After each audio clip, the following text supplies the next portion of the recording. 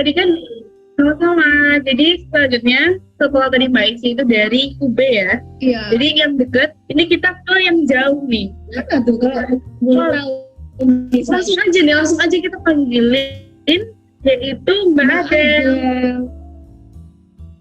Halo Mbak Adel. Halo. Gimana kabarnya? Baik. Kalian gimana? Baik. Alhamdulillah Baik. Mungkin tadi kan udah aku bilang jauh ya. Mungkin di sini banyak penasaran juga sebenarnya Mbak Adel nih kuliahnya gimana sih? Mungkin kenalan dulu Mbak. Oke, jadi selamat siang Bapak Ibu Guru dan juga adik-adik Semala 23. Semuanya perkenalkan, nama aku Adelia Pramesti, dulu Semala nilai 22. Dan di sini aku sekarang di pendidikan dokter FK UNU. Jadi Mbak Adel ini Bali ya, Bali di Udayana. Dan di sini masuknya lewat jalur SBM. Jadi kita mau tanya nih, untuk pertanyaan intro, pertanyaan pertama, gimana cara Mbak Adel itu buat ngepersiapin SBM itu sendiri sih dulu? Oke. Terima kasih banyak buat pertanyaannya. Jadi kalau aku sendiri dulu persiapan SBM itu sebenarnya cukup mepet sih. Kalau waktu dulu tuh semester 1, di kelas 12 semester 1 itu biasanya aku masih belum sebegitu intensnya ya. Untuk semester 1 dulu aku gini. Jadi tiap minggunya itu pasti ada target-target tertentu gitu buat dikerjain. Kalau aku dulu suka banget bikin plan untuk misal dalam 1 minggu itu aku mau belajar apa aja. Dan untuk konsep belajarku sendiri, aku suka untuk nyelesain misal subtasnya adalah matematika. Aku suka untuk nyelesain tentang bilangan dulu, baru nanti lanjut ke materi berikutnya gitu. Nah, tapi aku sendiri kalau misalnya kayak gitu kan mungkin agak lama gitu ya, dan terlalu fokus di satu bagian gitu, di satu mapel aja. Nah, kalau misal udah selesai satu bab di matematika, aku lanjut ke bab lain misalnya di subtas fisika atau yang lainnya. Nah, mungkin kalau sekarang kan TPS aja ya, nah itu bisa disesuaikan sendiri. Nah, terus untuk plan 1 minggunya, dulu tuh aku gini, misalnya dari hari Senin sampai hari Kamis, itu aku gunain untuk kerjain soal, fokus buat kerjain soal, dan jangan lupa juga buat pembahasannya itu juga dibahas gitu. Karena kadang itu ada soal yang emang berulang-ulang gitu kan, terus kalau misalnya kita nggak tahu kerjainnya gimana, nanti di soal berikutnya kalau kita temuin lagi itu pasti nggak bisa juga. Jadi buat kita lebih mudah juga ngerjainnya sih. Terus selanjutnya buat hari Jumatnya itu biasanya aku buat untuk review gitu, untuk review atau mungkin yang lebih santai gitu, belajar dari YouTube, nah kayak gitu. Terus selanjutnya jangan lupa juga buat ikut tryout. Biasanya aku buat weekend itu buat ikutin tryout gitu. Dan selesai tryout biasanya aku kayak evaluasi kurangnya di mana, kayak misalnya aku sering salahnya di mana. Nah, kalau dari situ baru deh nanti bisa ditingkatin gitu. Belajar lebih fokus di situ. Gitu sih. Oke. Jadi jangan lupa tryout ya. Jangan lupa buat emang berlatih itu harus banget ya. Iya. Oke. Menurut Mbak Adel sendiri nih, SBM Pastinya kan sebelum hari UTBK itu kan ada overthinking, ada takut nggak keterima dan sebagainya. Itu kalau dari mana? Oke. Oh ya, boleh tanya sebelumnya ini suaraku lancar? Lancar ya? Lancar. Aman lancar. Oke, tadi kan konteksnya di 1 hari sebelum UTBK gitu ya. Mungkin takut nggak keterima atau gimana gitu. Nah, kalau aku dulu sendiri, aku sempat ikut di SSC dan aku dapat semacam tips gitu dari SSC-nya buat ini. Jadi kalau misalnya sebelum UTBK itu kita kemungkinan besar itu bakal overthink gitu kan, antara diterima atau enggak. Pokoknya banyak pikiran gitu deh. Nah, dari situ tuh kata bapaknya ini yang selaku BK-nya ini kayak ngasih tips gitu yang biasa dipakai mbak masnya juga yang alumni situ. Itu kalau misalnya sudah mendekati UTBK itu lebih baik belajarnya lebih santai gitu, biar nggak terlalu ngebebanin pikiran juga. Nah, konsep itu aku pakai. Nah, waktu H-1 sebelum UTBK itu aku sempat coba, kan aku kayak nggak percaya diri nih bakal bisa ngerjain atau enggak gitu kan. Akhirnya aku coba nih buat ngebuka buku gitu belajar, tapi malah jadinya tuh agak chaos gitu, kayak nggak masuk juga, terus malah makin deg-degan. Karena aku ikutin saran bapaknya, kalau saran bapaknya itu sendiri lebih baik untuk 1 hari sebelum itu full nggak belajar. Tapi sebelumnya itu, dari minggu-minggu sebelumnya itu memang kita udah persiapin gitu sih. Emang paling baik itu dipersiapin, dicicil dari lama gitu. Oke, jadi emang penting banget ya dicicil dari lama supaya nggak kaget gitu nantinya. Supaya nggak larut lagi pas akhirnya. Dan kalau Mbak Adel sendiri itu mulai intens belajar SBM berarti sejak bulan keberapa? Oke, kalau aku sendiri mulai intens belajar itu di ini, karena kebetulan aku waktu semester 1 itu ada organisasi di OSIS. Nah, jadi waktunya agak kebagi gitu kan. Nah, akhirnya intens belajarnya itu mulai di semester 2, itu di bulan Januari gitu. Nah, sebenarnya untuk intens belajarnya itu ini sih, kayak ningkatin target. Misal dari semester 1 kita punya target ngerjain soal berapa gitu per harinya, atau ya dengan cara kalian itu nanti kalau misalnya memang untuk semester 2 atau mungkin kan hektik-hektiknya mulai berkurang gitu ya, itu targetnya bisa ditingkatin lagi sama curi-curi sela waktu gitu sih. Sama ini paling penting itu sering-sering ikut tryout, terutama sekitar 3 bulan lah sebelum dari UTBK itu mulai gitu.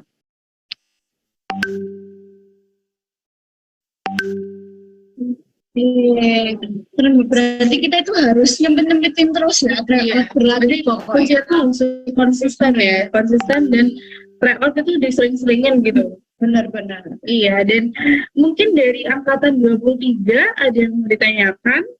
Lagi kalau Mbak Mas Semalanya 23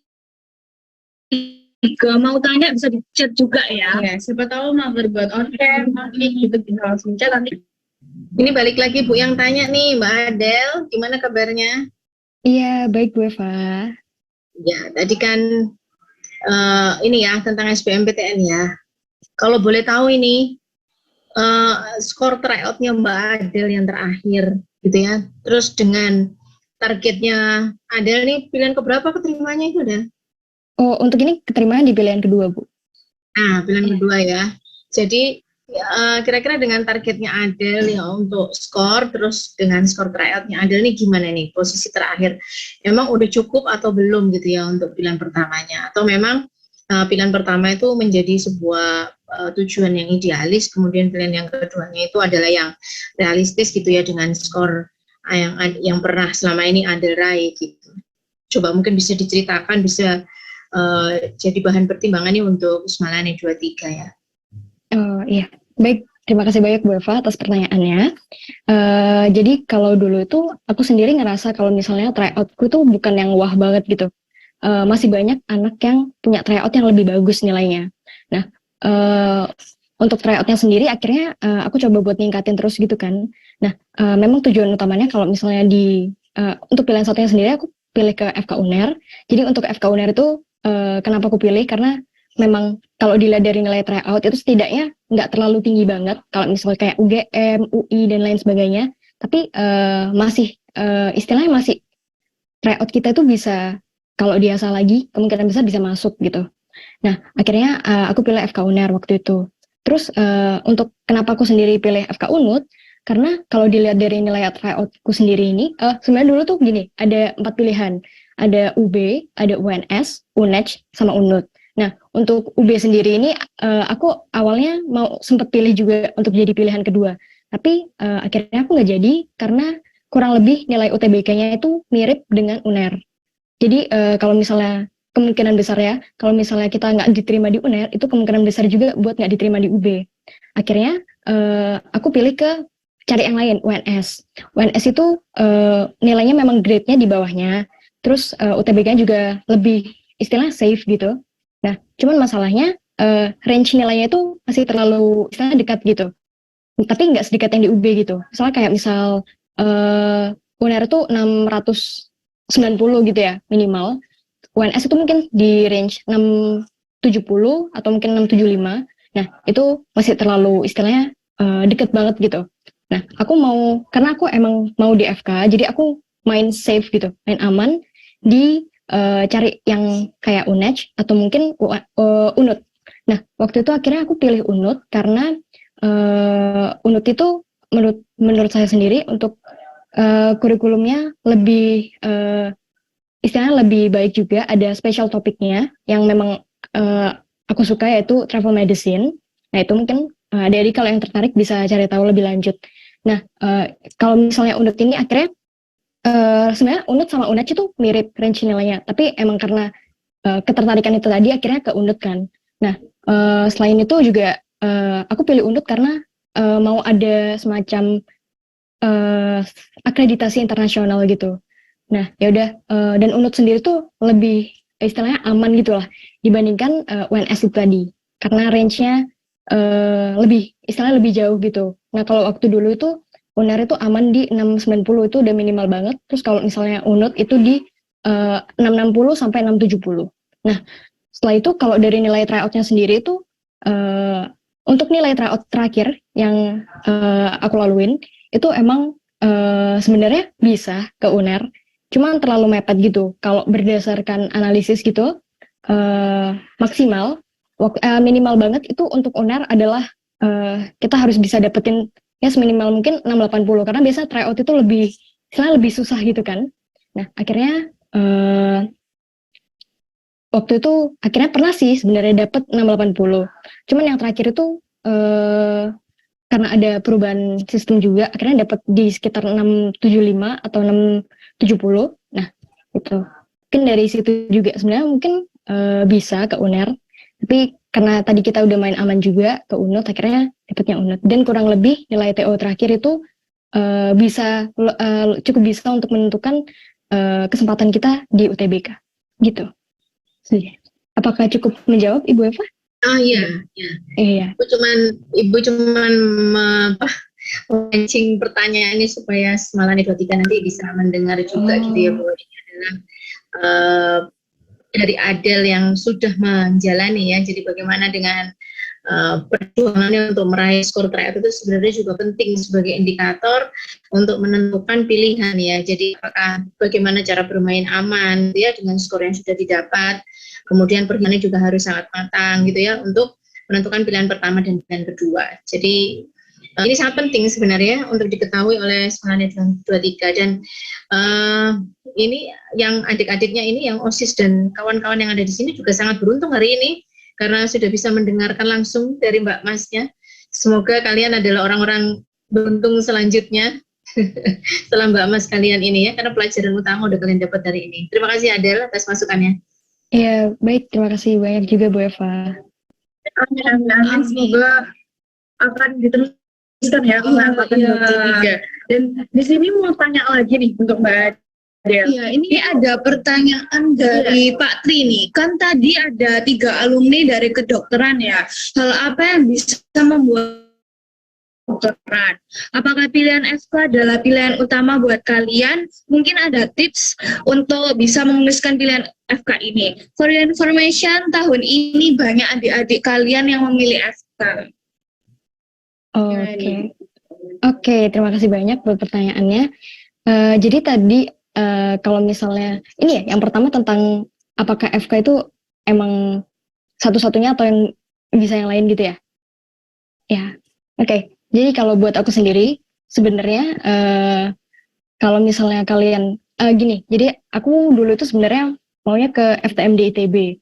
Nah, cuman aku ngerasa kalau misalnya aku lebih bisa di bidang-bidang kayak biologi dan sebagainya, atau mungkin analisis kasus yang tanpa perhitungan. Jadi aku emang lemah di situ.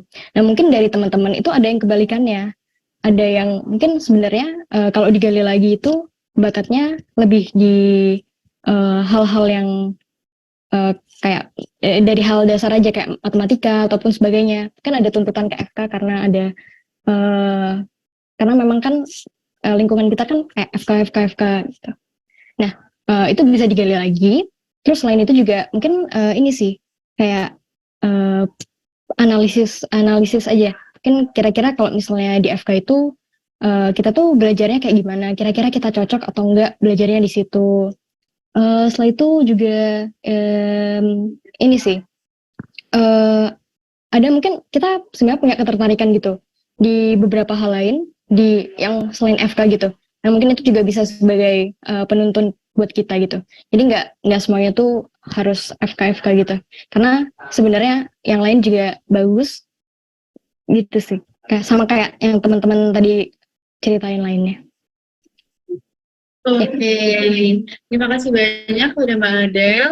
Mungkin bisa Menutup sesi buat ini ya. sesi ini, mungkin Mbak Adel bisa kasih kalimat-kalimat motivasinya.